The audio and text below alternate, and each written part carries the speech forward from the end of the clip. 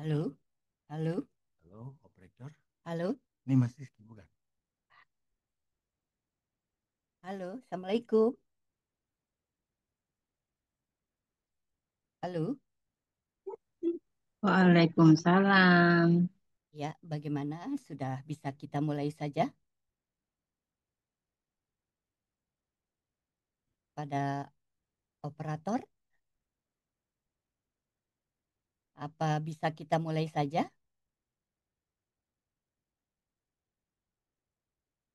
Halo, host. Host, halo host. Hostnya nggak jawab. Nih, host. Hadir. Ya, Kita sudah 9 sudah jam lebih. 10 lewat 2 menit. Bagaimana? Sudah bisa kita mulai saja? Boleh, Bu. Iya, baik. Assalamualaikum warahmatullahi wabarakatuh. Waalaikumsalam warahmatullahi wabarakatuh. Bapak Ibu, cerita keluarga empati, menuju mandiri, menyiapkan anak autisme, hadapi perguruan tinggi dan kemandirian finansial. Berjumpa kita pada hari ini, Sabtu 18 Oktober 2025, lewat Juminar Cerita Keluarga Empati. Baik Bapak Ibu, sebelumnya saya akan membacakan terlebih dahulu latar belakang dari acara ini. Transisi menuju perguruan tinggi merupakan fase penting dalam perjalanan hidup anak dengan autisme. Di tahap ini, anak ditantang untuk beradaptasi dengan lingkungan baru yang menuntut kemandirian akademik, sosial, dan emosional. Namun, kesiapan anak tidak hanya metode pengajaran yang inklusif dan keterampilan hidup yang diasah sejak dini. Pengalaman pengajar di pendidikan vokasi menjadi kunci penting dalam menemukan strategi efektif agar mahasiswa dengan autisme dapat berkembang optimal di dunia kampus dan di dunia kerja. Di sisi lain, kemandirian finansial menjadi langkah lanjutan dari proses menuju kehidupan yang mandiri. Banyak orang tua kini mulai mendorong anak dengan autisme, maaf sebentar, banyak orang tua kini mulai mendorong anak dengan autisme untuk mengembangkan keterampilan kewirausahaan, menyesuaikan dengan minat dan kekuatan mereka. Kisah sukses seorang ibu yang anaknya mampu membangun usaha Oh, hingga kita beromset lihat contohnya, Pak. ratusan juta Ya, membuktikan bahwa ya, betul. kemandirian ekonomi bukan hal yang mustahil. Melalui Juminar ini, kita akan belajar bagaimana pendidikan vokasi, peran keluarga, dan peluang kewirausahaan dapat saling bersinergi untuk membuka jalan menuju kemandirian sejati bagi individu dengan autisme. Bapak Ibu, itu tadi latar belakang acara kita kali ini ya tentang menuju mandiri, menyiapkan anak autisme, hadapi perguruan tinggi dan kemandirian finansial. Dan pada hari ini saya akan bacakan dulu profil dari dua orang narasumber. Yang pertama, ini narasumber kita yang hadir di acara Juminar kali ini luar biasa. Orang-orang yang terpilih. Baik, yang pertama, selamat datang untuk Pak Dedi Wahyudi. Apa kabar Pak Dedi? Sehat Pak Dedi? Baik, Alhamdulillah sehat Ibu. Terima kasih Salam Pak Dedi semuanya. Wahyudi. Pak Dedi Assalamualaikum warahmatullahi Wahyudi wabarakatuh. adalah, Salam sehat semuanya. amin ya, Pak Dedi Wahyudi adalah seorang pengajar ABK dengan pengalaman lebih dari 10 tahun serta founder dan direktur kampus vokasi inklusif Vocation Center yang telah menghasilkan lulusan yang berpenghasilan luar biasa ya Pak ya.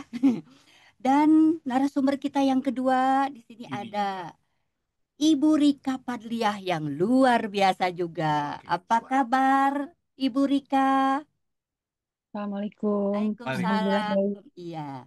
Terima Ibu kasih. Rika Padliah ini adalah seorang ibu dari Oza dewasa dengan autisme yang anandanya memiliki usaha burung dan telur puyuh dengan omset 325 juta. Oh, Masya Allah, luar biasa ya.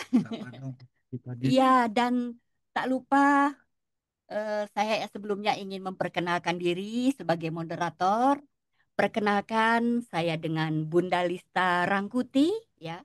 Saya juga orang tua dari dewasa autisme, begitu ya.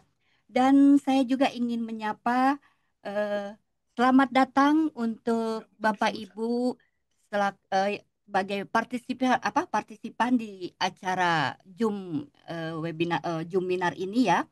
Mohon maaf jika saya tidak bisa menyebutkan satu persatu karena luar biasa ini jumlahnya banyak ya.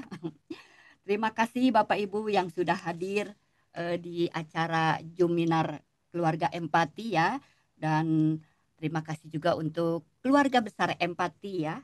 Nah, baik Bapak Ibu, Yayasan Empati mempunyai komitmen untuk memberikan dukungan kepada keluarga Empati melalui gerakan tagline Be Kind, Be Strong. Menjadi yang baik dan yang kuat. Luar biasa tagline-nya ya.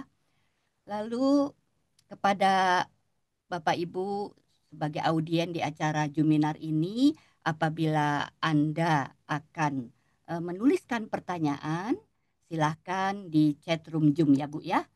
Nah, selanjutnya kita langsung masuk kepada sesi utama acara Juminar kali ini. Nah, sebelumnya saya ingin bertanya dulu nih, tapi kita jangan tegang ya, Pak Dedi, Bu Rika, jangan tegang ya. Senyum saja ya. Karena kalau tegang nanti moderatornya juga ikut tegang ya, Pak ya. Nah, baik nih. Kita santai, kita ngobrol dulu dengan saya pertama ingin bertanya nih kepada Pak Dedi dulu. Oh, maaf. Bukan Pak Dedi, rupanya ini lady first ya, kepada Ibu Rika dulu. Lady first ya. Ibu Rika, kalau boleh tahu nih, kapan Ibu mulai melihat tanda-tanda bahwa anak memiliki potensi untuk mandiri dan bisa mengelola usaha sendiri? Nah, Bu Rika, Oza mulai kapan nih Bu? Mangga silahkan Bu. Baik, Bismillahirrahmanirrahim. Rabbi shrah li sodri wa yassir li amri wahlul 'uqdatam min lisani yafqahu qawli. Rabbi zidni ilman warzuqni fahman. Sebelumnya puji syukur atas kesempatan diberikan untuk menjadi narasumber pada hari yang mulia ini, atas undangan Empati dan Pak Dedi. Saya terima kasih. Untuk menjawab pertanyaan moderator, jadi awalnya itu saya melihat yang menjadi trigger adalah passion, dan memang secara real Oza, ya, anak saya Rausan Fikr Hunafa Lillah dipanggil Oza, ya, yang merupakan mahasiswa IVC pimpinan Pak Dedi, itu memiliki makro peternakan, khususnya peternakan puyuh. Dengan latar belakang bidang yang dia pegang, saya melihat anak ini, kita bisa ngukur ya, anak kita tuh kayaknya nggak bisa, kayaknya nggak, tidak mampu untuk bekerja di sebuah perusahaan, tapi dia bisanya yang bisa memahami dia. Nah, bagaimana nih caranya? Berarti harus membuat sesuatu yang tidak tergantung orang gitu ya, yang orang yang menyetir dia gitu ya. Nah, akhirnya dengan tekad itu saya bertanya juga ke anaknya, Oza lebih memilih membuat memelihara puyuh, ya kan bidang kamu nih peternakan puyuh nih konsentrasinya. Mau memelihara puyuh atau mengolah daging atau telur puyuh gitu. Jadi dalam bidang pengolahan pangan ya Pak Dedi ya. Nah, saya tanya ada dua pilihan itu. Nah, dia ternyata memilih memelihara. Aku mau mau punya kandang puyuh mah gitu. Nah, dari situ terus saya lihat juga atas kedisiplinan dia selama magang 3 bulan ya Pak Dedi ya sebagai syarat kelulusan di IVC, sehingga dia mumpung masih anget-angetnya gitu ya apa ilmu yang dia pegang, saya akhirnya nekat gitu ya untuk membuat sebuah apa namanya peternakan puyuh yang awalnya itu sejumlah 4.500 ekor. Saat ini sudah berjumlah sudah siklus pertama sudah berakhir, sudah memulai siklus baru sejumlah 6.000 ekor. Mungkin bisa saya update Ibu moderator, dan bentuk pendapatan per hari kemarin sejumlah 504 juta rupiah. Alhamdulillah. Wah, Seperti Makin itu. banyak. luar biasa ya. Luar biasa, luar biasa. Luar biasa. Ya, Jadi tapi tadi memang belum betul, tapi belum bicara mengenai keuntungan ya. Jadi itu eh, baru pendapatan revenue-nya gitu. Dan angka 265 juta, mohon koreksi, koreksi, itu saat Oza wisuda di bulan Januari 2025, saat ini Oktober 2025. Jadi kurun waktu 9 bulan, Alhamdulillah ada penambahan dari 265 menjadi 504. Ya, seperti itu. Jadi tadi melihat passion anak awalnya di bidang dengan binatang ya. Gitu kan Pak Dedi ya waktu disuruh pilih ya mau perikanan, perkebunan, peternakan atau pengolahan pangan. Kemudian selesai lulus, saya tanya tadi dua itu, dia memilih usaha. Seperti itu sih Bu Moderator. iya, baik. Terima kasih Ibu Rika. Ini luar biasa ya. Apa tentang Oza ya. Nah, tadi sudah kita tanya nih Ibu Rika selaku orang tua dari seorang pengusaha Oza ya. Nah, sekarang saya ingin bertanya nih kepada pemilik sekolah yang menjadikan atau menuntun Oza menjadi seorang pengusaha, yaitu Pak Dedi Wahyudi. Iya, Pak Dedi. Nah, saya mau tanya nih Pak, apa sih Pak tantangan terbesar mahasiswa dengan autisme dalam menyesuaikan diri di perguruan tinggi, terutama terkait tanggung jawab dan kemandirian pribadinya, Pak? Mangga, Pak, silakan. Oke, baik, terdengar suara jelas ya? Terdengar, Pak. Iya. Terdengar ya, baik. Cakep, bagus. Bagus ya. Ya. Baik, Bismillahirrahmanirrahim. Assalamualaikum warahmatullahi wabarakatuh. Para audiens sekalian, Alhamdulillah, syukurillah ya. Tadi kita sudah mendengarkan prolog ya dari Ibu Rika ya. Saya juga apresiasi ya dari 265 menjadi 500 juta sekian. Wah, berarti dalam sekian bulan sudah bertambah gitu ya.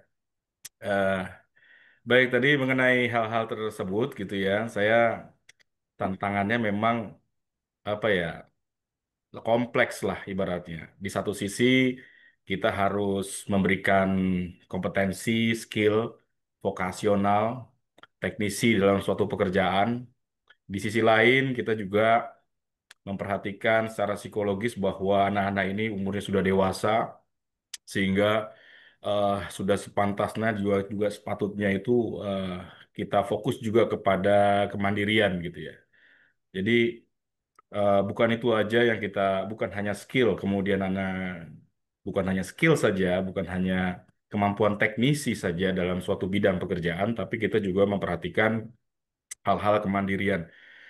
Nah, terkait hal-hal kemandirian di kampus ataupun ini bisa menjadi sebuah referensi saja ya, bahwa di tempat kami itu tidak hanya memberikan kemampuan sebagai teknisi dalam suatu pekerjaan budidaya, tapi juga anak-anak itu kita latih kemandirian dalam bentuk sebuah program di tempat kami, yaitu program Living Skill. Jadi program di mana mereka eh, diumpamakan, jadi diduplikasikan bahwa mereka sudah tidak ada punya orang tua, sudah tidak ada pembantu dan lain sebagainya, maka mereka eh, mengikuti program tersebut untuk melatih kemampuan kemandiriannya dalam mencukupi kehidupannya. Salah satunya adalah bagaimana mereka memasak sendiri, bagaimana mereka mencuci sendiri, kemudian bagaimana mereka menyetrika sendiri, bangun pagi, bagaimana mereka etika mandi, bagaimana mereka dalam beribadah dan lain sebagainya. Jadi kami pisahkan ibaratnya, tapi kita tidak serta-merta memisahkan itu dalam satu bentuk ya, tapi sebuah program. Nah, di lain program-program tersebut juga kepada living skill juga kita juga kembangkan kemampuan teknisinya. Jadi tidak hanya kemampuan skill saja yang kita bina, tapi juga kemandirian daily activitiesnya kita lakukan. Kemudian salah satu contoh lagi adalah ketika ini kami urutkan saja ya. Jadi kalau di pagi hari mereka persiapan mandi, ibadah subuh dan lain sebagainya. Kemudian pagi kita masuk ke vokasi vokasi mereka masing-masing. Jadi mereka yang peternakan ya fokus kepada peternakan, yang pertanian juga fokus pada pertanian. Sehingga pada siklus apa namanya aktivitas harian itu juga meliputi dari aktivitas kemandirian sendiri dan juga aktivitas kemampuan teknisi sendiri. Jadi memang sangat kompleks Ibu. Jadi kita kalau kita mau bagi itu panjang sekali ceritanya gitu ya. Tapi yang jelas di kami itu eh, kami memikirkan gimana caranya kemampuan kemandirian itu juga kita latih gitu ya melalui program-program living skill dan juga kita juga berfokus kepada kemandirian dalam hal teknisi suatu pekerjaan dalam budidaya. Mungkin itu Bu. Iya, baik. Terima kasih Pak Dedi. Ini luar biasa ya. Jadi eh, membentuk dewasa autisme untuk menjadi pengusaha itu kan harus didukung dari beberapa aspek ya Pak Dedi ya. Iya, betul Bu. Pertama mungkin kita harus tahu dulu skillnya kemana ya. Lalu pembentukan karakter untuk menjadi seorang yang mandiri itu perlu ya Pak ya. Perlu itu Bu. Jadi kita Lalu, nggak kita lepaskan. Jadi kita betul, kita tahu karena udah dewasa gitu ya, ya, kemandirian itu adalah bagian dari yang tidak kita pisahkan gitu ya. betul Dan Pak. juga sudah siap untuk bekerja. Jadi kita berikan kemampuan teknisi dari sebuah budidaya atau Hmm. sebuah suatu pekerjaan yang kita runtun dari kualifikasi kerja nasional yang sudah dibuat oleh pemerintah seperti itu. Iya. Itu sih. Tapi apakah ada batasan waktu tertentu, Pak? Misalnya untuk monitoring ini sampai betul-betul anak ini menunjukkan kemandirian secara personal pribadinya, Pak. Nah, nanti kesananya langsung bisa sudah sedikit-sedikit dilepas mungkin begitu ya, Pak ya, pengawasannya. Atau bagaimana, Pak? Sebentar Bu ya. Mohon maaf, ini suara Ibu cukup kecil ya. Oh, kecil ya? Iya, Coba. Halo, halo. Ini kedengaran, Pak? iya kedengaran. Oke, oke. Jadi saya ulangi ya Pak ya. Jadi untuk kemandirian ini Pak, apakah dari pihak sekolah tetap harus melakukan monitoring, begitu Pak?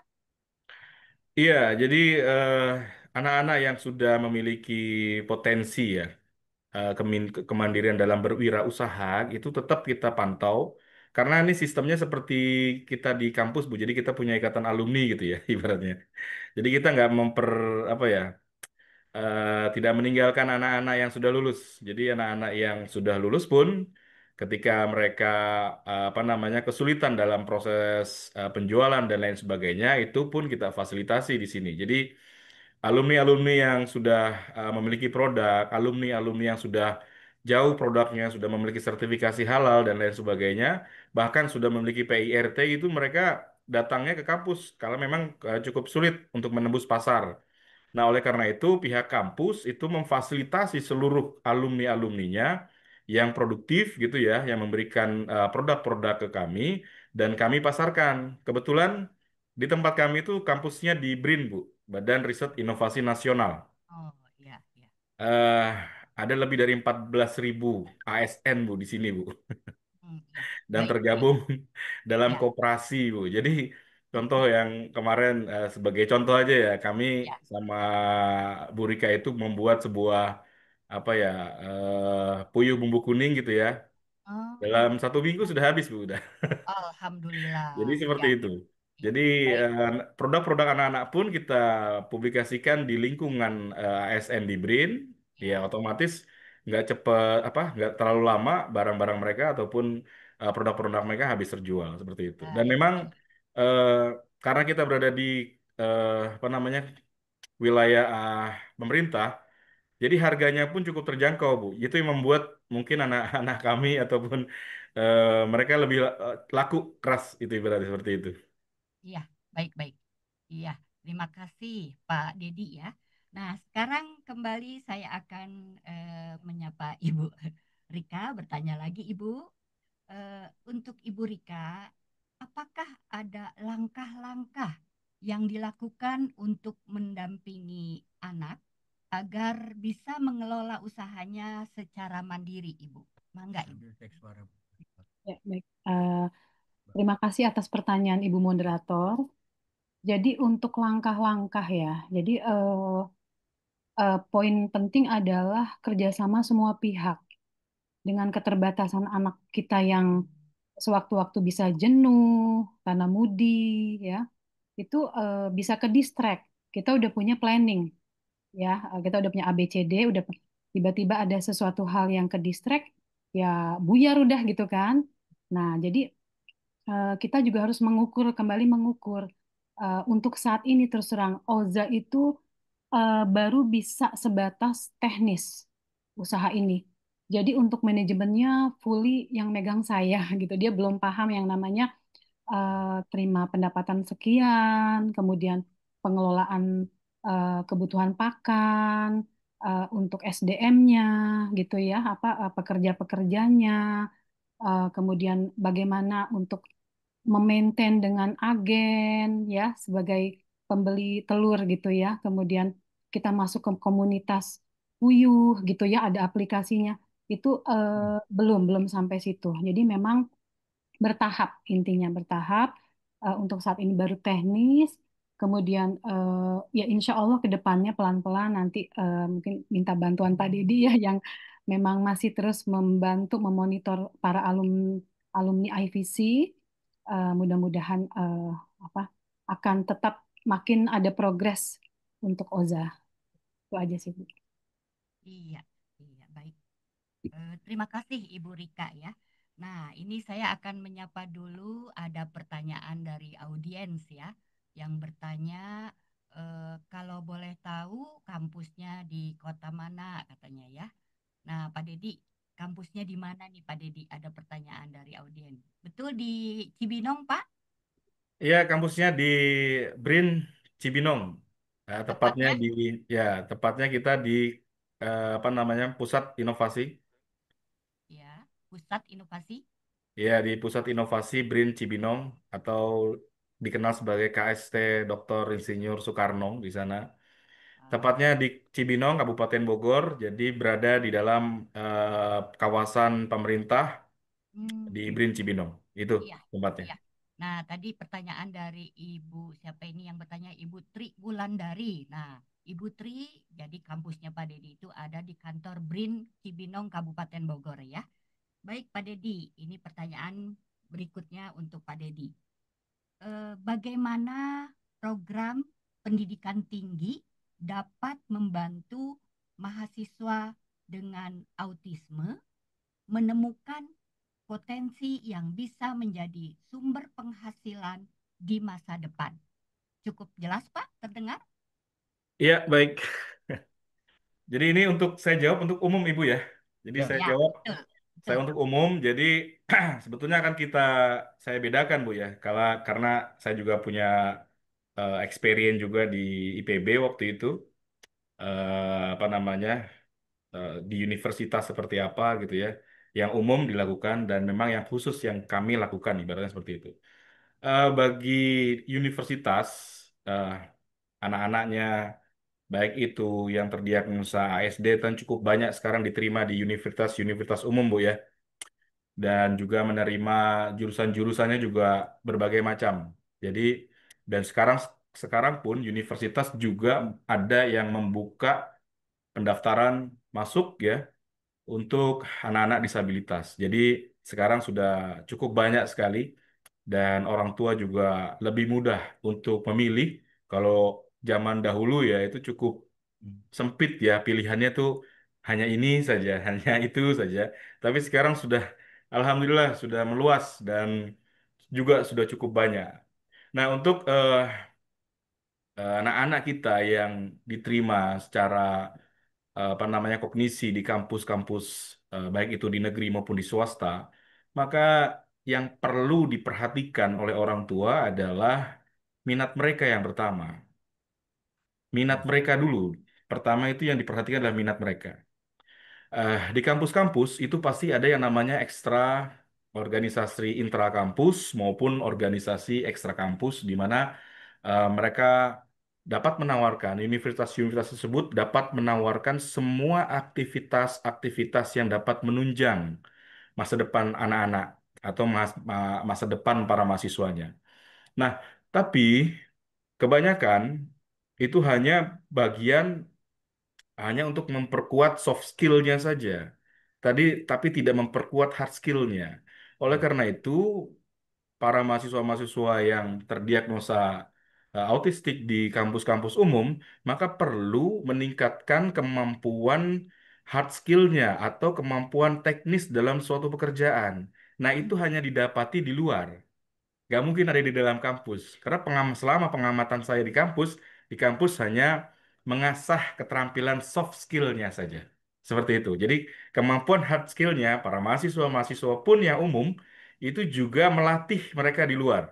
Jadi kalau mereka ada libur senggang gitu ya, ada libur UTS, libur UAS gitu, mereka kebagian magang di apa namanya pekerjaan-pekerjaan yang mereka minati seperti itu.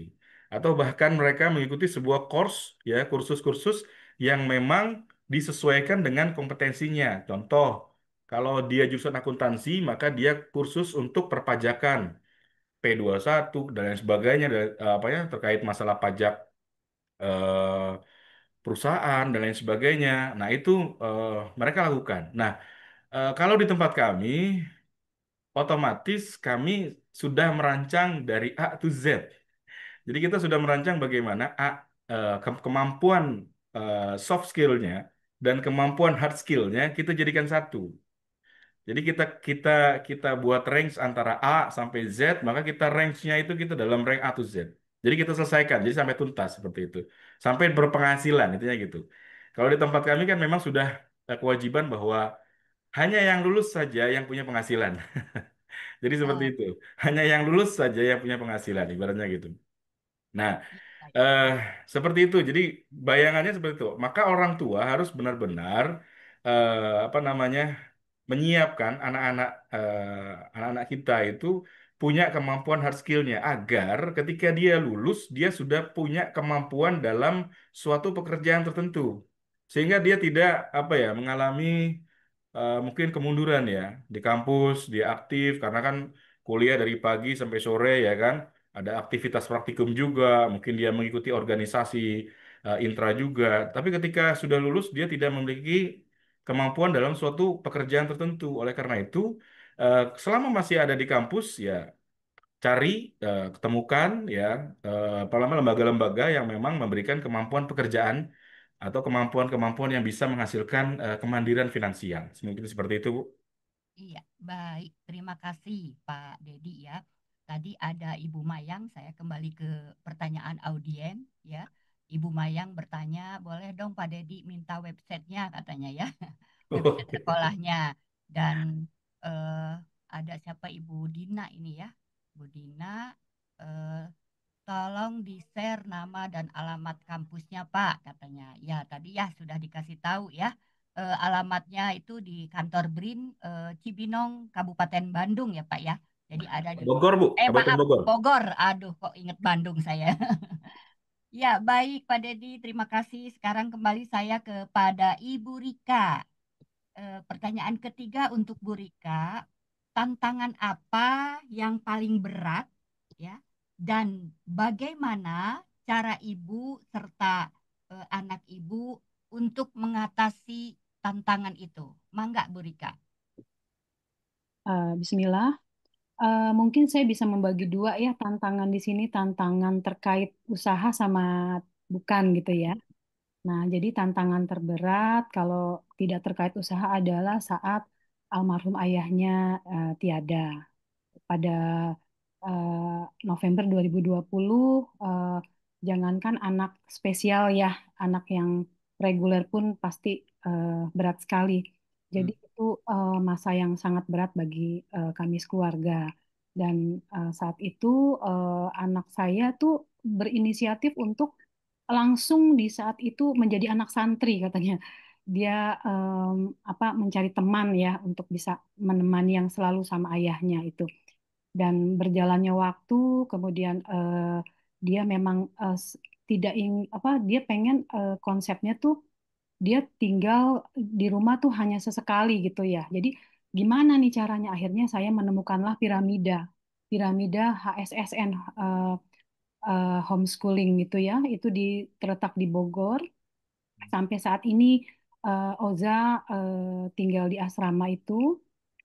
Untuk hari-hari tertentu dia bekerja di kandangnya, kemudian ada les dan sebagainya, dan hari-hari tertentu dia berkegiatan di piramida.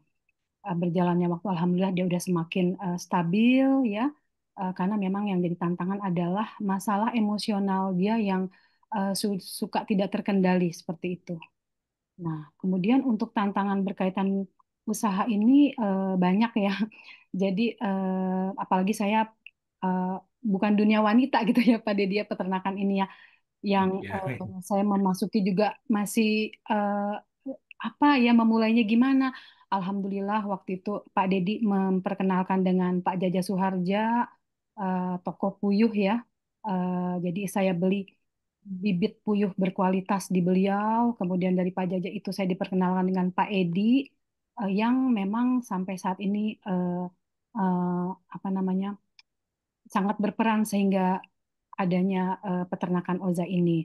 Dalam tantangannya ini sangat besar karena pernah harga puyuh, telur puyuh itu turun sekali karena harga dari telur telur puyuh Blitar ya, khususnya Jawa Timur itu merusak harga lokal sehingga overstock.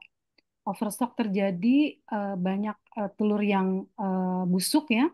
Terus gimana caranya? Ya tentunya kita bikin strategi gitu ya dengan meminimalisir harga ya. Yang penting cepat laku, kemudian macam-macam misalnya tantangan apa hama tikus yang cukup banyak, kemudian karyawan yang kurang amanah ya. Terus ya berbagai macam itu sudah dilewati yang tentunya kalau kaitan manajemen memang tidak tidak anak saya tidak terlibat ya, belum saatnya untuk terlibat, belum bisa gitu. Tapi untuk apa yang hal-hal lain yang teknis dia cukup bisa. Itu aja sih tadi saya bagi dua tantangan seperti itu. Ah, Ya. baik, iya terima kasih Bu Rika ya. Jadi tantangannya seperti itu, ada dua ya. Nah, Bapak Ibu, ini saya apa ada permintaan dari host MKG. Nah, tadi kan kita menyebut ada Oza Putra apa Ibu Rika di sini. Nah, kita akan tampilkan dulu profil dari Oza ya Bu Rika ya, Mangga agar silahkan. Bapak Ibu tidak penasaran ya. Baik, silakan host tampilkan video.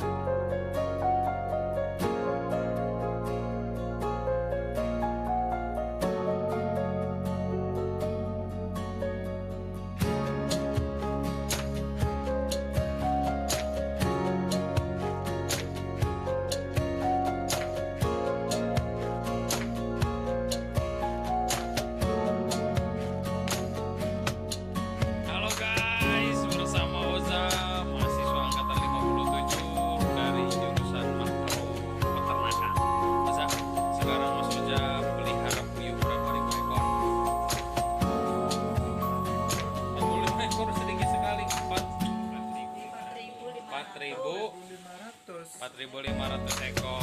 Oke, mantap jiwa. Sip. Jempolnya. Woi.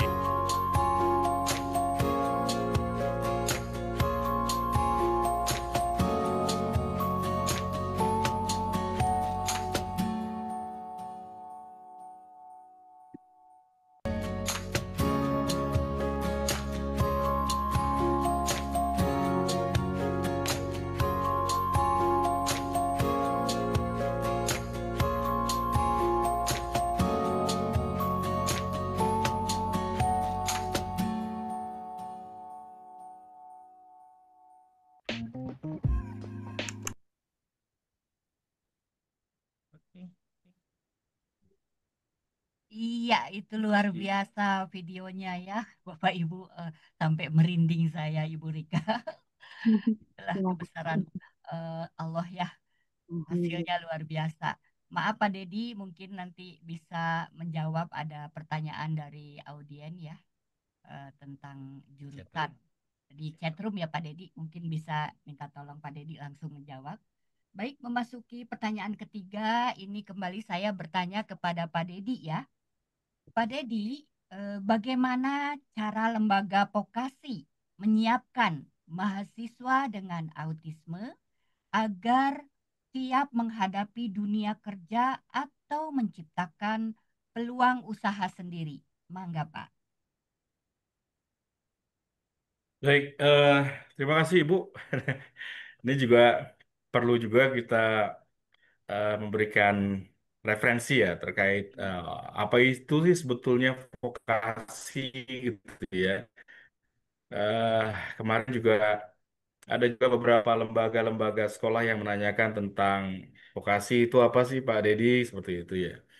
Sebetulnya jika kita ingin memberikan sebuah wawasan yang cukup baik, terutama untuk anak-anak kita yang memiliki diagnosa baik itu autisme ataupun disabilitas lainnya, maka yang perlu kita perhatikan adalah lembaga-lembaga yang nantinya apa namanya membuka sebuah layanan vokasi itu harus sudah menyiapkan dirinya dari A sampai Z terkait masalah usahanya. Jadi seperti itu. Jadi awal-awal kami memang cukup sulit ya karena memang kita baru memulai waktu tahun 2014 dengan IPB waktu itu. Jadi baru finalisasi itu baru 2 tahun kemudian. Walaupun dengan berbagai apa namanya macam formasi ya. Jadi kayak ada formasi D1. Jadi kita waktu itu dengan Pak Heri sebelum dari Pak Arif Satria di IPB itu rektor IPB kita diperkenankan untuk D1 tapi berikutnya ada perubahan sehingga kami menetapkan bahwa standar kelulusan kami untuk anak-anak yang spesial need ini adalah harus sudah memiliki penghasilan, harus sudah memiliki produk, harus sudah memiliki brand produk, dan wajib mengikuti magang industri. Jadi persyaratan itu saja yang di tempat kami itu yang kami tekankan. Sehingga kalau mereka sudah memiliki penghasilan, artinya kemampuan mereka untuk usaha atau berwirausaha kita sudah berikan. Dan juga eh, apa namanya membuat produk sampai dengan brand produk, artinya kami sebagian yang dilakukan oleh kampus itu sudah hampir separuh dari sebuah suatu bentuk usaha seperti itu. Dan berikutnya, karena hak sosial anak-anak itu juga wajib kita berikan, maka mereka bagaimana merasakan atmosfer industri yang suatu saat nanti mereka berinteraksi dengan pihak-pihak industri. Ya, sebagai contoh, anak-anak kami juga ada yang magang di manufacturing, industri manufaktur, terutama pembuatan apa namanya produk-produk dari hasil ikan. Nah, kemudian juga termasuk Oza juga kita masukkan ke dalam industri itu langsung, industri peternakan puyuh. Skalanya juga nggak 1.000 2.000, jadi udah lebih itu. Seperti itu. Jadi kita sudah mempersiapkan dirinya anak-anak sampai A to Z kita siapkan. Nah, pendidikan vokasi ini sebetulnya kita mengacu pada kualifikasi kerja nasional yang memang sudah ditetapkan oleh pemerintah. Jadi kita kita turunkan dari kualifikasi kerja nasional tersebut dari berbagai bidang vokasi yang kita inginkan. Jadi kalau misalnya di tempat kami sebagai contoh gitu ya, peternakan contoh, Oza. Ah, ini Oza ya. Ini Oza ini salah satu mahasiswa kami yang benar-benar apa nih ya, step forwardnya itu step by step dan lancar gitu ya berarti ya. Jadi awalnya bisa begini, kemudian kita naikkan begini, kita naikkan lagi. Jadi step by step. Nah, dalam kualifikasi kerja nasional itu ada salah satu eh, apa namanya standarisasi BNSP-nya adalah teknisi peternakan unggas dan salah satunya adalah puyuh. Itu adalah 9 pekerjaan yang wajib dilakukan oleh anak-anak kalau mau bisa menjadi seorang peternak puyuh atau menjadi teknisi di peternakan puyuh. Nah, itu kami ajarkan ke anak-anak. Jadi mulai dari datang ke kandang, kira-kira mereka ngapain? Harus ngapain? Pertama, koleksi telur. Kemudian habis koleksi telur ngapain? Dia kasih makan. Kemudian kasih minum. Kemudian ngapain lagi? Dia program sanitasi. Dan seterusnya sampai proses packing. Proses packing dari hasil telurnya tersebut. Sehingga yang harus dilakukan oleh sekolah-sekolah vokasi ataupun lembaga-lembaga vokasi itu memang harus menuju atau apa namanya memfokuskan dirinya dari kualifikasi kerja nasional yang ditetapkan oleh pemerintah dan turunkan semua apa namanya pekerjaan-pekerjaan sesuai dengan standar BNSP yang telah ditetapkan. Mungkin seperti itu, Ibu. Ya, baik. Terima kasih Pak Dedi. Itu di room chat banyak sekali pertanyaan untuk Pak Dedi ya dari audien. Mangga silahkan Pak, mulai langsung dijawab saja di chat room ya, biar nggak lupa ya Pak ya. Nah, ini waktu kita untuk tanya jawab dengan narasumber sampai jam 11.00. Saat ini sudah jam 10.43 ya. Untuk Bu Rika selanjutnya pertanyaan nomor 4 ya Bu ya. Mohon izin kepada Bu Rika mungkin bisa menjawab lebih singkat padat dari pertanyaan nomor 4 ini mengingat waktu. Baik Bu Rika, pertanyaan keempat, apa peran keluarga dalam menumbuhkan jiwa kemandirian dan percaya diri pada anak dengan autisme? Mangga Ibu Rika. Terima kasih. Poinnya adalah kasih kepercayaan bahwa kakak kamu bisa gitu ya. Nah, untuk terkait kemandirian seperti yang tadi tadi Pak Dedi bilang, pembekalan dari IVC dulu adanya living skill, kemudian day to day tugas Oza tuh di piramida homeschooling itu ada kegiatan yang terkait kemandirian, itu membentuk kemandirian dia. Nah, itu aja sih mungkin waktu yang singkat ya. Terima kasih Bu Rika. Kembali ke Pak Dedi.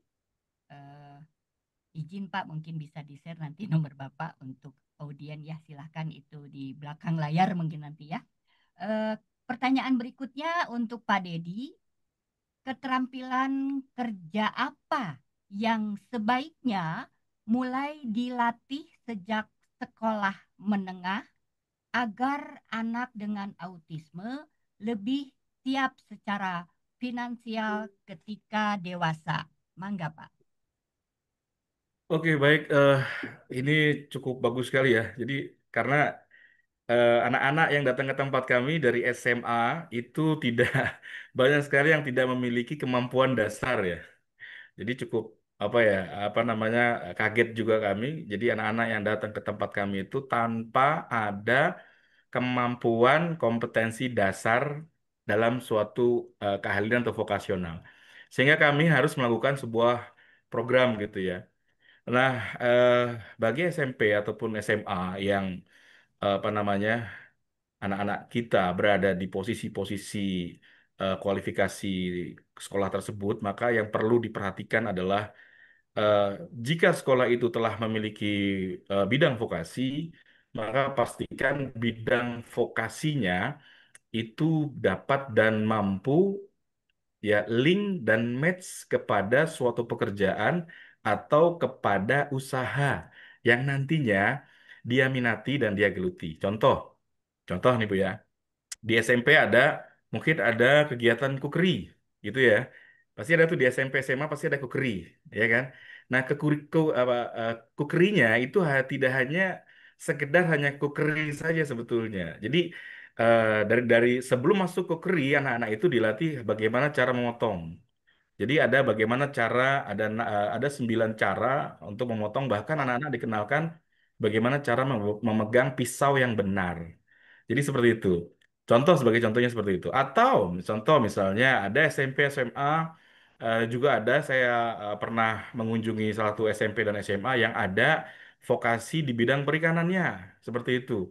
Nah, otomatis apa namanya ketika anak-anak itu berada di SMP yang telah memiliki vokasi yang memang ada tujuannya dalam usaha maupun pekerjaannya, maka sudah harus diset intinya tuh sudah harus diset kemampuan anak-anaknya itu capaiannya sampai sejauh mana seperti itu. Jadi apa namanya ketika anak-anak itu sudah di SMP di SMA, ketika dia masuk ke perguruan tinggi, ketika dia masuk ke apa namanya ke jenjang yang lebih tinggi, yang lebih memfokuskan suatu pekerjaan itu malah lebih mudah. Karena kami merasa di tempat kami itu tidak ada siswa-siswa kami, termasuk Oza di awal-awal itu, ya kan, tidak tahu tuh mau jurusan mana itu awalnya kan gitu. Karena tidak memiliki kemampuan dasar, kemampuan basic pada saat di SMP maupun di SMA-nya seperti itu. Jadi sangat ini sekali para orang tua wajib apa namanya memantau ya terkait masalah apa sih yang ditopang oleh sekolah ini untuk anak-anak spesialnya dalam vokasinya terutama seperti itu. Dan apakah perlu juga nih orang tua ini melakukan searching di apa nah di website-website pemerintah terkait masalah BNSP. Jadi kalau Bapak Ibu tidak akan kesulitan memahami kualifikasi kerja nasional, maka diturunkan ke BNSP suatu pekerjaan. Contoh, kalau mau jadi barista, apa sih yang harus dilakukan? Nah, di dalam BNSP itu dijelaskan tuh, barista itu wajib apa namanya memiliki keterampilan atau kemampuan ada 9 kemampuan basic dasar dan 16 kemampuan menengahnya. Jadi anak-anak itu misalnya, oh anak saya bisa nih kayaknya nih, nah bisa diarahkan ke situ. Jadi jangan tabu sekali karena sekarang sudah zaman internet ya. Jadi Bapak Ibu kalau melihat Bapak Ibu berkunjung ke kampus kami, maka saya pastikan semuanya, baik dari kualifikasi kerja nasional ataupun dari BNSP-nya itu saklek sama dengan yang ada di pemerintahan. Jadi, tapi kami memodifikasi sesuai dengan kemampuan anak-anak kami. Jadi nggak kemampuan kualifikasi BNSP-nya kami ajarkan, tapi metode caranya kami modifikasi agar anak-anak itu lebih mudah, lebih cepat, dan lebih memahami. Sebagai contoh gini, di perikanan dalam BNSP, budidaya perikanan apa namanya konsumsi atau dikenal sebagai kalau di dalam BNSP-nya adalah kemampuan budidaya dasar eh, apa namanya konsumsi ikan lele. Maka syarat pertama adalah menangkap ikan. Tapi di kami metodenya kita ubah. Kalau menangkap ikan tuh udah kita ubah. Ada 3 cara. Pertama ikan mati ditangkap anak-anaknya, berarti kan nggak ada masalah nih ikan lele gitu kan, karena ikannya mati kan gitu ya. Juga bisa merasakan taktilnya tuh di tangan, ya nggak? Ada lendir-lendirnya, ya kan? Ada macam-macamnya seperti itu. Yang kedua, baru setengah, ya bukan bukan setengah mati ya, ya kita lemesin lah intinya gitu. Jadi ada pergerakan tapi sedikit lah intinya gitu. Kalau anak-anak itu sudah mampu, mulai mulai yang mati bisa ditangkap, yang setengah-setengah ya mau hidup segan mati tak mau gitu ya. Seperti itu ya. Jadi bisa ditangkap sampai kita sampai ke tingkat yang memang ikannya itu ikan sudah sehat gitu, normal bisa ditangkap seperti itu. Nah, itulah kemampuan yang kita ajarkan sesuai dengan BNSP, tapi kita modifikasi dari cara kerjanya. Mungkin seperti itu, Ibu. Iya, terima kasih Pak Dedi, cukup jelas betul ya ini untuk apa jawaban dari pertanyaan tadi. Baik, kembali kepada Ibu Rika. Ibu Rika, apa peran keluarga dalam menumbuhkan jiwa kemandirian dan percaya diri pada anak dengan autisme? Eh, Maaf Bu moderator, sepertinya sudah Ya, ditanyakan ya. kenapa? Sudah ditanyakan untuk pertanyaan Sudah. tersebut. Sudah. Oh sudah ya, berarti masuk ke, oh ya maaf, ini yang berikutnya Bu ya. Apa pesan ibu bagi orang tua yang lain yang ingin membantu anaknya menemukan jalan kemandirian, baik melalui pendidikan maupun wirausaha? Ya, baik. Jadi memang anak saya dari TK sampai dengan bangku perguruan tinggi, eh, pendidikan yang dijalani adalah yang bersifat inklusi. Jadi kita harus bisa memahami kondisi anak kita. Nah, pada saat Oza di sekolah tingkat SMA, dia di sekolah alam ya, School of Universe. Itu karena saya udah baca ini anak senang dengan alam gitu ya. Jadi dia sekolah di situ, kemudian kita lihat passionnya. Sempat waktu itu saya kepikir ada arahan dari apa ownernya dari sekolah alam ya. Kayaknya Oza cocoknya di ini deh Bu, di apa buka cafe dan bistro katanya waktu itu. Dia senang mix and match, kemudian senang membuat apa sih namanya racikan gitu ya waktu itu. Nah, cuma kan kita baca-baca lagi ke depan, selanjutnya kita lihat lagi kok sempat saya tuh waktu memilih IVC ya. Jadi IVC Sekolah Pimpinan Pak Dedi ini dulu sempat bekerja sama dengan IPB ya Pak Dedi ya, dengan Ya, IPB. betul. Kemudian saya sebelumnya sudah survei ke PNJ, Politeknik UI ya, Politeknik Negeri Jakarta yang inklusi, kemudian ke UNJ, juga ke BINUS. Nah, kalau LSPR tuh kayaknya bukan bidang Oza nih untuk advertising kan gitu ya, kita bisa membaca. Sampai akhirnya saya memilih IVC karena dia tuh kelasnya aja tuh di tenda-tenda gitu. Jadi outdoor gitu ya, semi outdoor gitu ya Pak Dedi ya. Nah, jadi Ya, betul. tipe orang yang kayaknya kalau kelamaan di ruangan misalnya apa kurang cocok gitu. Dia harus selalu bergerak karena diagnosa Oza adalah ADHD ASD gitu. Jadi kita mesti membaca dulu nih apa kondisi anak kita. Kemudian kita jadi tadi lihat passionnya setelah kami memilih di IVC ya akhirnya Oza sempat cocok dengan perikanan karena dia alhamdulillah punya kemampuan memori fotografis ya menghafal sekilas. Jadi perikanan waktu itu sempat Pak Dedi ya dia grafiknya tinggi banget pada saat pemilihan makronya. Ternyata dia geli sama ikan.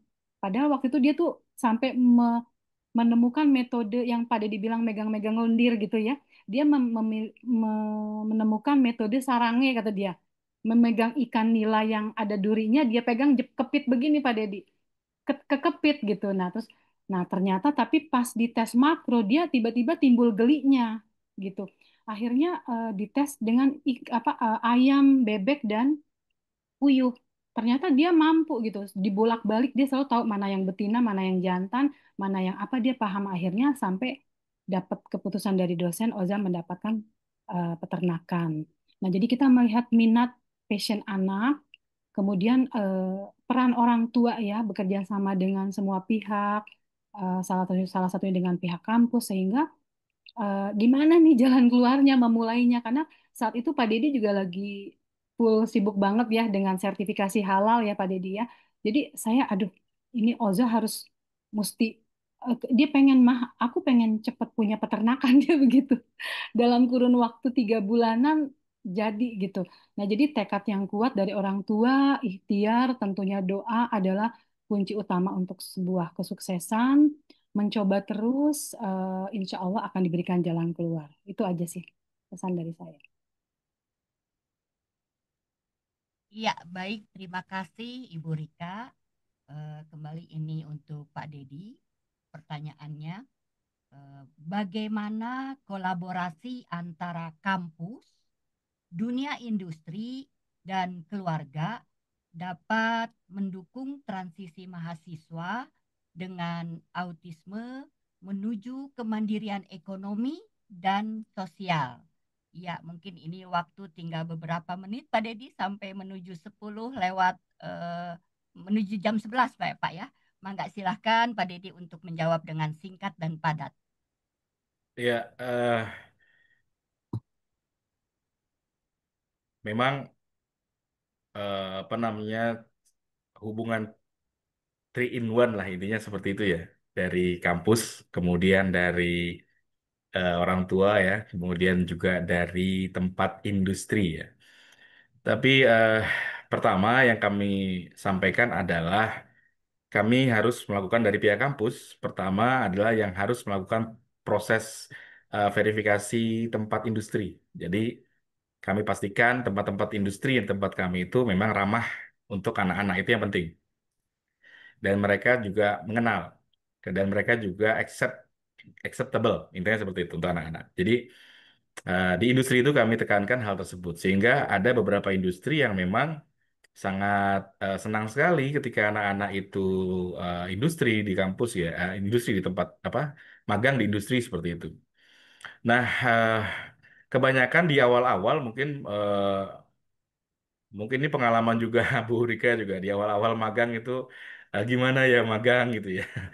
Jadi ada rasa apa namanya bagi kami kalau kami ya di kampus karena kami yang melatih dan melakukan objektivitas penilaian kemampuan teknisi suatu pekerjaan dia mampu dia bisa kami sih tenang-tenang aja gitu ya. Tapi ada beberapa orang tua yang mungkin sampai yang sekarang punya angkatan 59 magang itu juga orang tuanya juga deg-degan juga gitu ya. Nanti seperti apa gitu ya. Dan ke di situ mungkin peran orang tua juga menekankan bahwa ya memang harus sudah saatnya mandiri ya, sudah merasakan atmosfer industri terutama. Jadi mereka dilepas bagaimana anak-anak itu mampu melakukan suatu pekerjaan tertentu walaupun berbagai macam kendala itu pasti ada, tapi kami harapkan mereka harus tuntas seperti itu. Dan ternyata peran orang tua adalah memberikan kepercayaan kepada anak-anaknya untuk tuntas dalam suatu pekerjaan, dalam suatu magang di suatu industri tertentu seperti itu.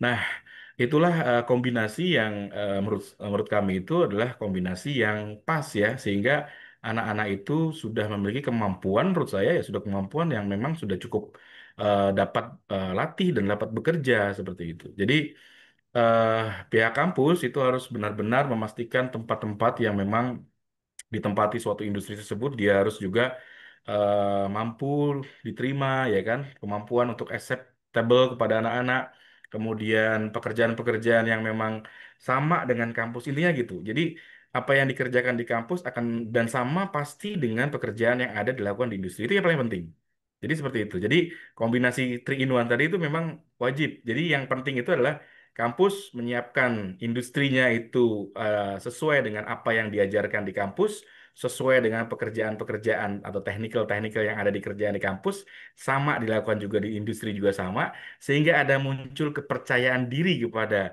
anak-anak kita dan para orang tua harus mampu juga untuk mengikhlaskan ya, untuk benar-benar ada melepas deh intinya gitu ya, melepas melepas dan memberikan kepercayaan kepada anak-anaknya untuk bisa mampu menyelesaikan suatu pekerjaan yang industri. Mungkin seperti itu, Ibu, gambarannya.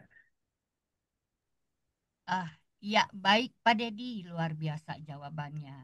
Ini alhamdulillah sesi tanya jawab dengan narasumber sudah semua terjawab ya Bapak Ibu. Tapi sedikit saja ini moderator boleh ya bertanya. Karena moderator Karena moderator juga pengen bertanya nih Bu Rika dan Pak Dedi ya.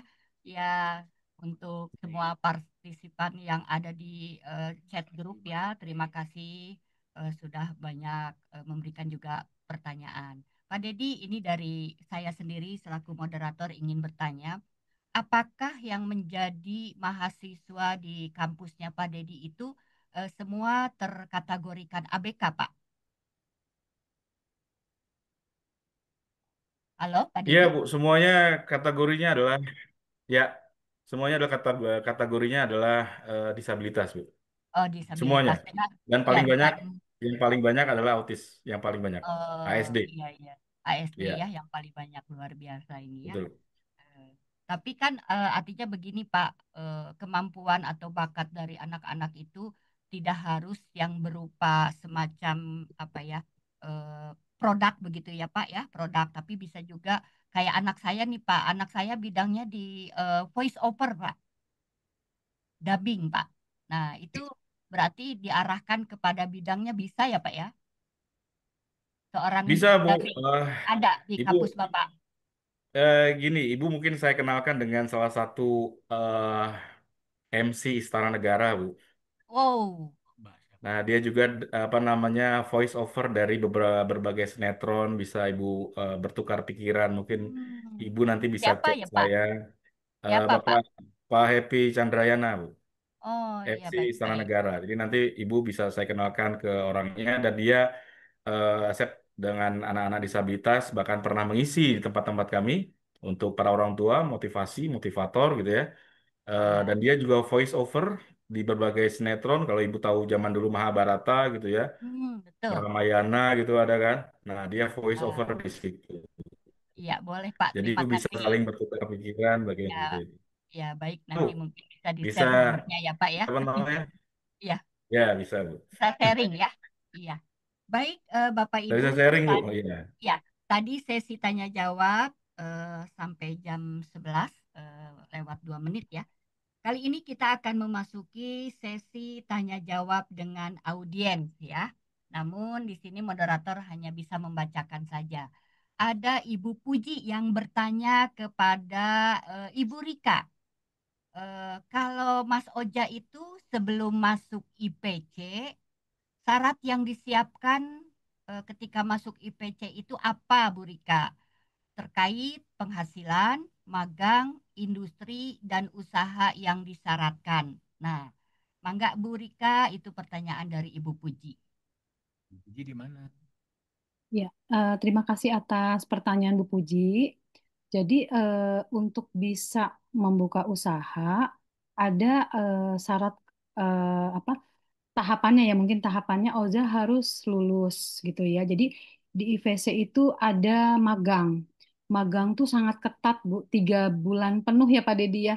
Eh, s- Iya, Bu. Senin sampai Minggu itu bekerja ya, bekerja dengan apa namanya progresnya dipantau sama dosen, kemudian kehadiran juga dipantau.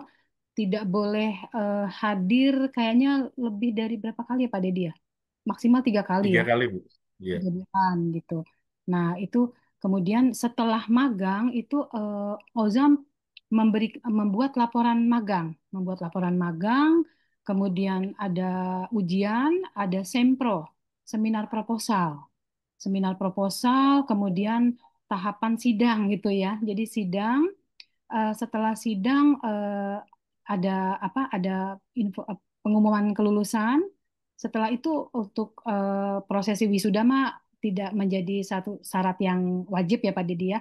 Iya. Kebetulan wisuda Oza setahun setelah apa sidang dan alhamdulillah menjadi lulusan terbaik di wisuda ketiga ya Pak Didi ya saat itu.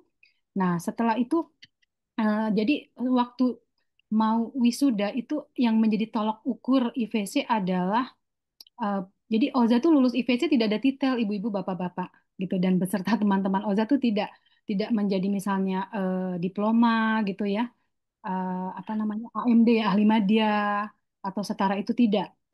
Tanpa titel tapi tetap menjadi tolok ukur adalah wirausaha entrepreneur yang harus apa mencapai nominal sekian itu yang menjadi syarat apa kelulusan misalnya terbaik dengan angka nominal sekian.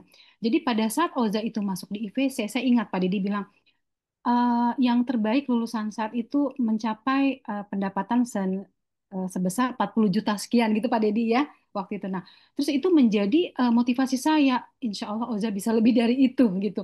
Dan ternyata saya juga nggak duga ya Pak Dedi ya, ternyata bisa mencapai angka 265 di bulan Januari wisuda itu. Itu aja sih Bu. Jadi kembali tahapannya seperti itu untuk membuat usaha dan tadi kembali lagi passion dan kerjasama semua pihak, terutama minta arahan dari Pak Dedi ya selaku pimpinan dan dosen. Itu aja sih Bu. Terima kasih. Iya, baik Ibu Rika, terima kasih ya. Bu Puji itu jawaban dari Bu Rika ya. Bapak Ibu, untuk sesi dengan apa tanya jawab antara audien dengan narasumber, ini waktunya sampai jam 11 lewat 25 menit. Ini kembali nih ada pertanyaan untuk Bu Rika ya kalau nggak salah nih. Sebentar ya. Ibu Rika, tadi ada lagi yang bertanya. Nih, sebentar. Eh, mana tadi itu ya? saya ingin sharing katanya nih ya. Saya mau sharing, mahasiswa saya didampingi jurusan ilmu komunikasi di UPJ.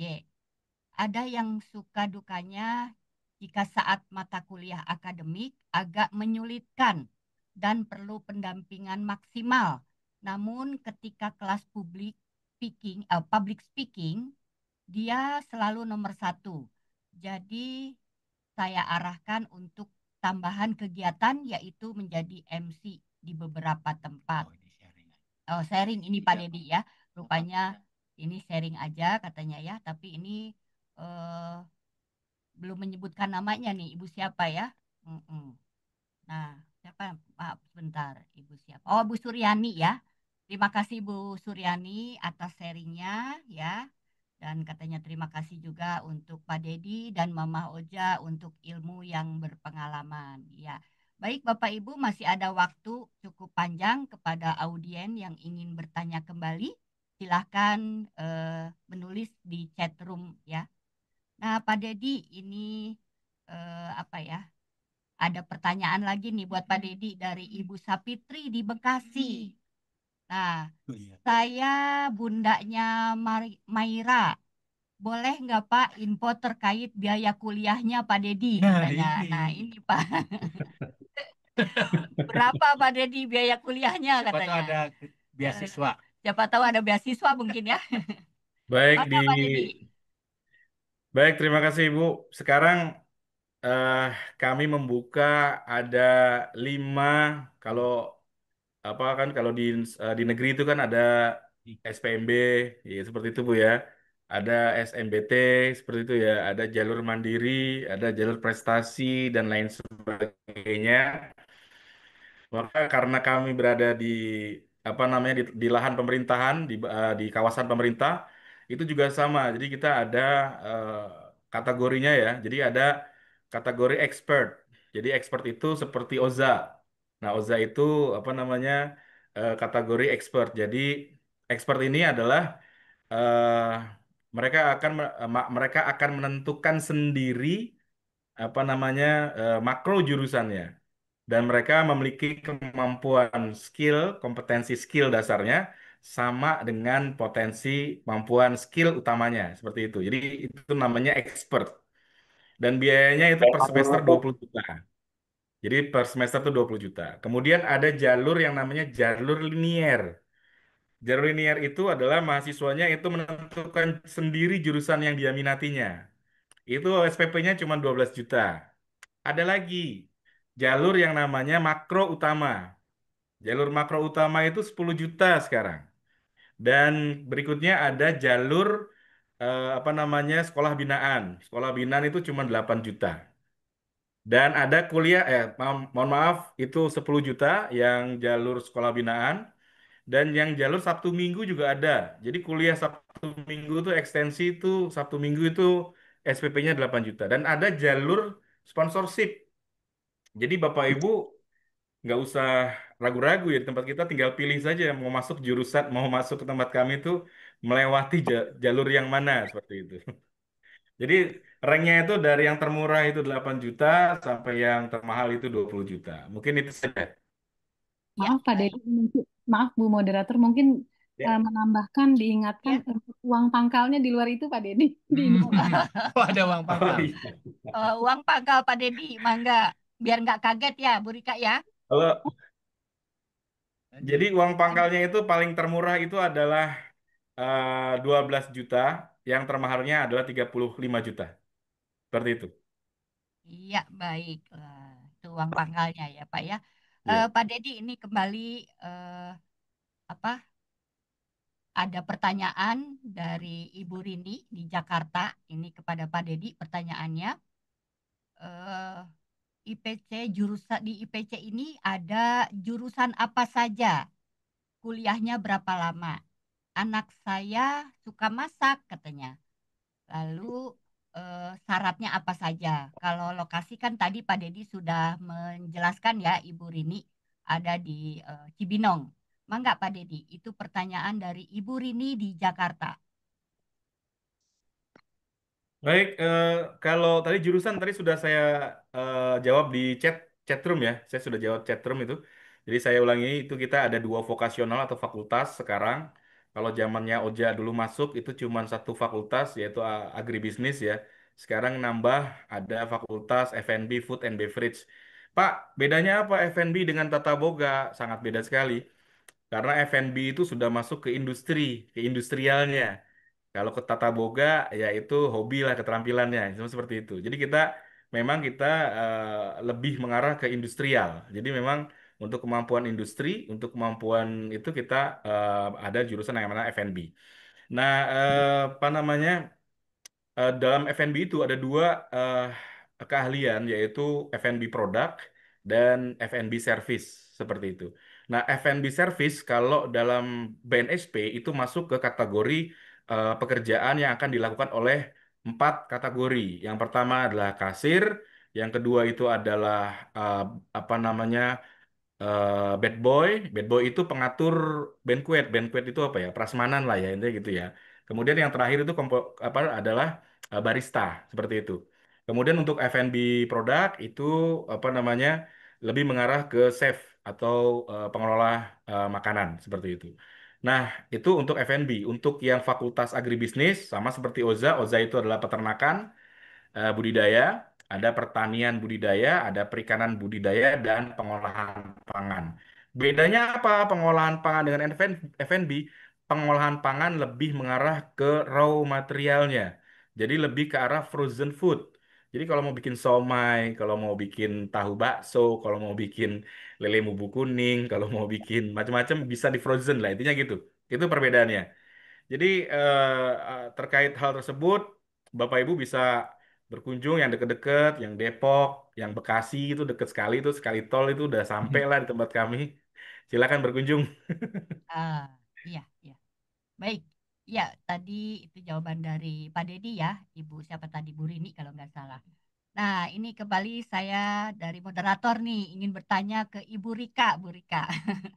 Kita sama-sama orang tua dari apa dewasa autisme ya Bu ya.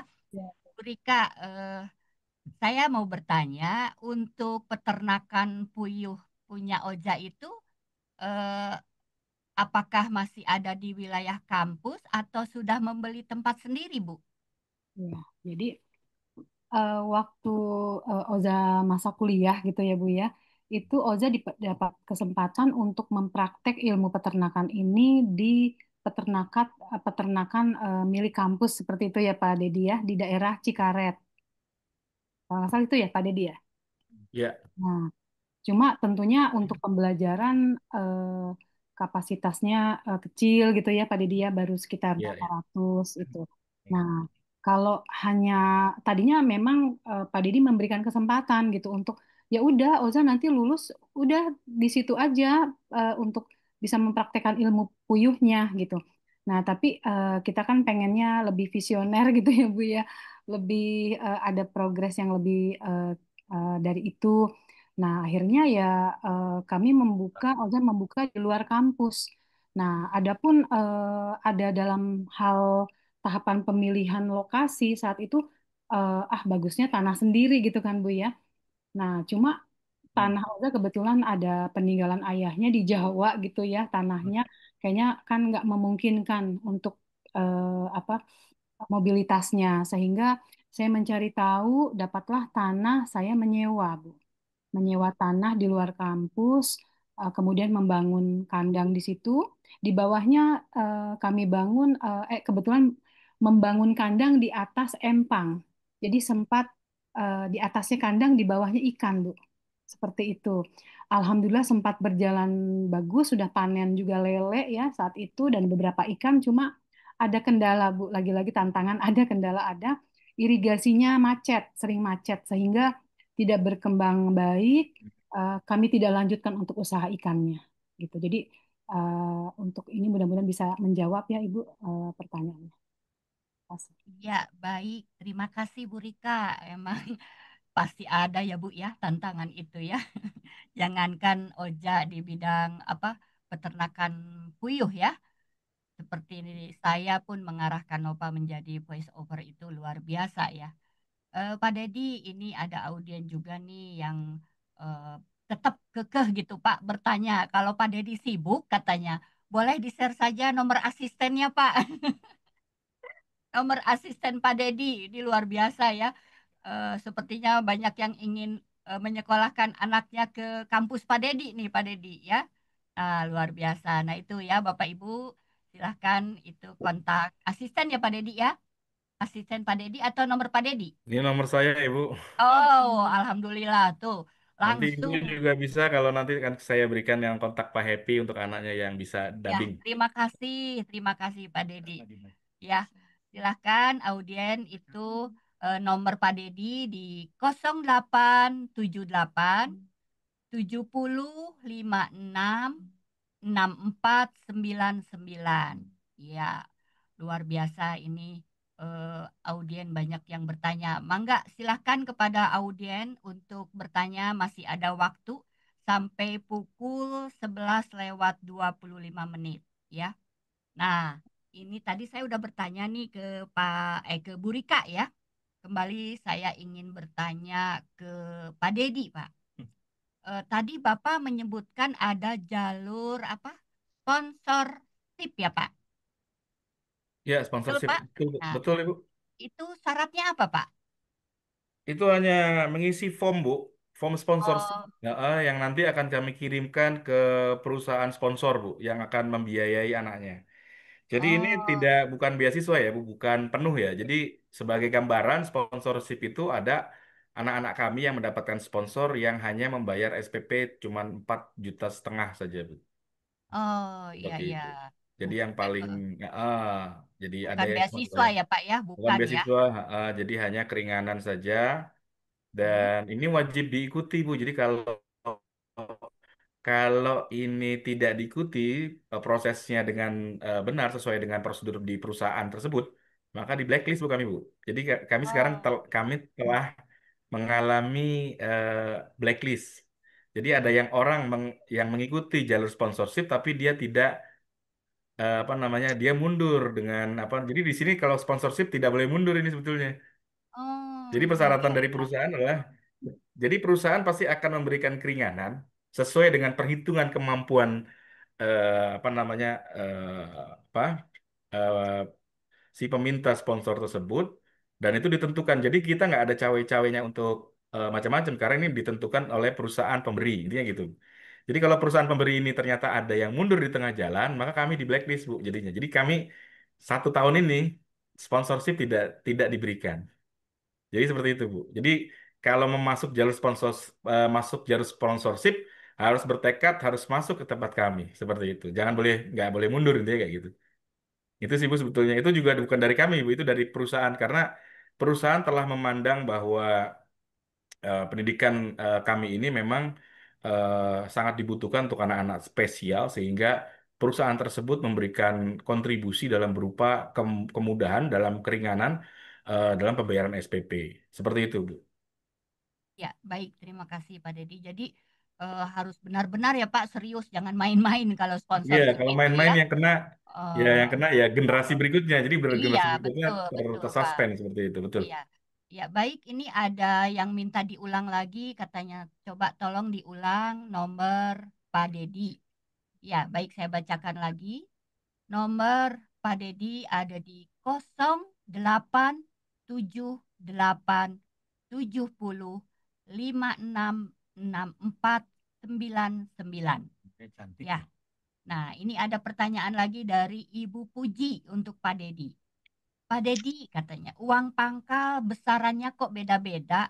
Berdasarkan apa ya, Pak? Nah, silahkan, Pak.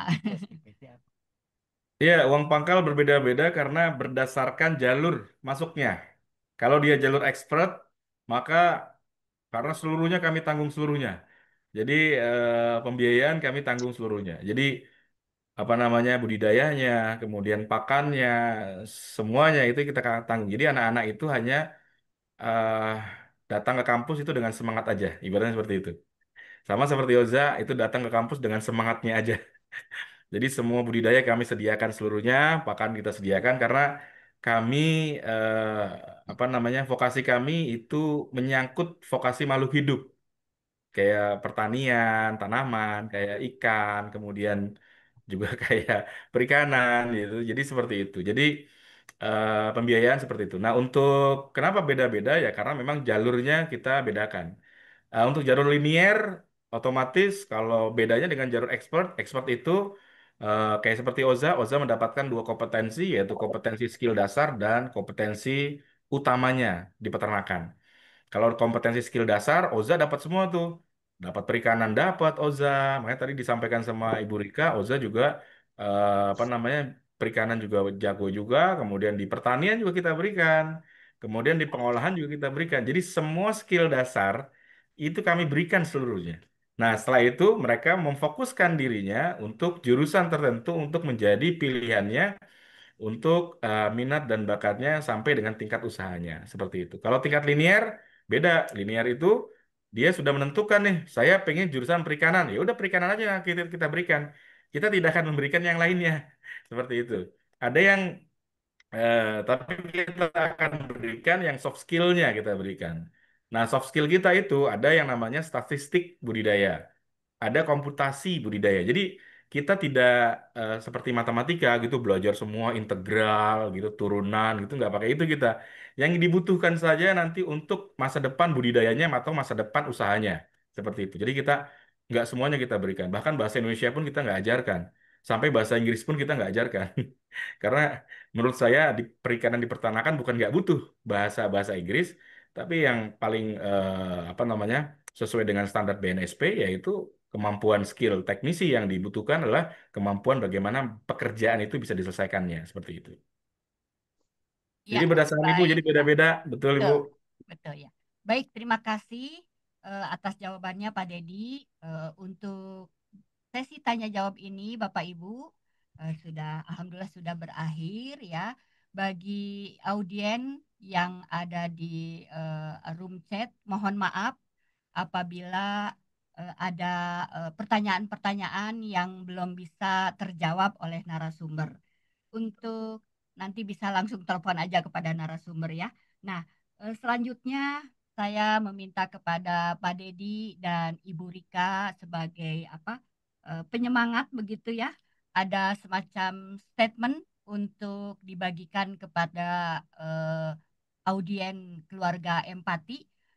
Silahkan kepada Ibu Rika mungkin untuk memberikan apa motivasi untuk keluarga empati. Mangga, Bu Rika.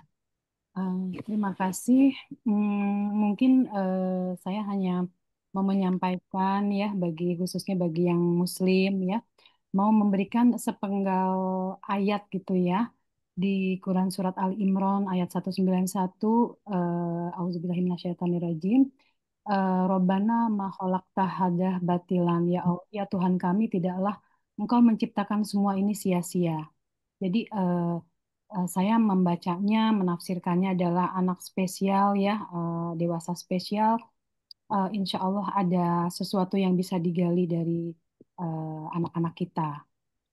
Yang kedua di Quran surat An-Nisa ayat 9, Auzubillahiminasyaitonirrajim, dan hendaklah takut kepada Allah orang-orang yang seandainya meninggalkan di belakang mereka anak-anak yang lemah, yang mereka khawatir terhadap kesejahteraan mereka.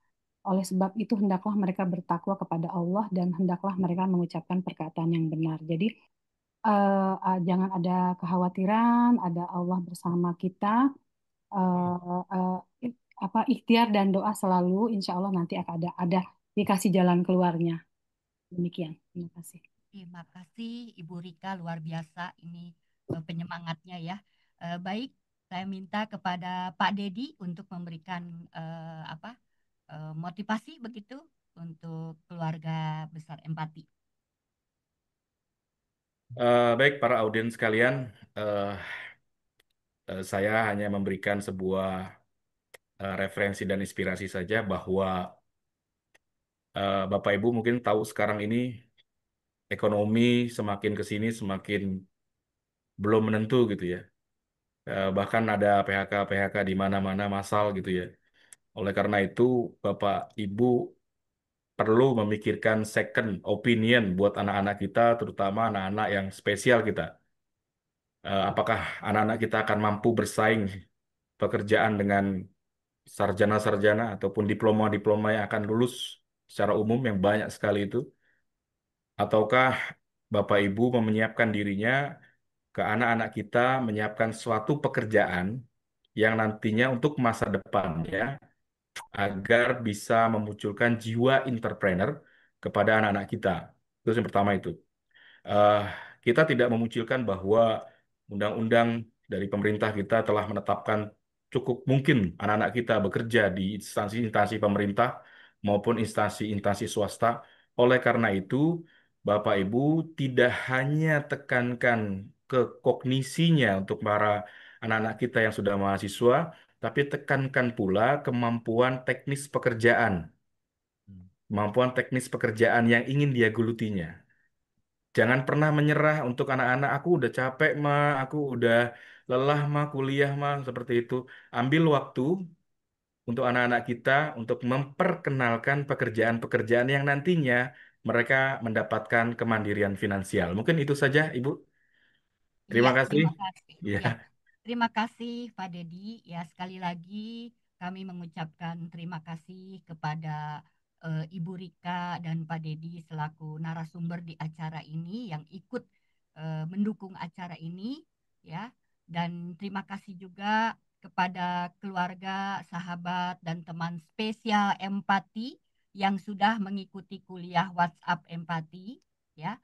Dan kami ingin mengajak keluarga empati untuk mengikuti Instagram di @yayasan empati dan TikTok @seputar autisme dan untuk membagikan informasi begitu ya tentang tips dan penanganan anak dengan autisme.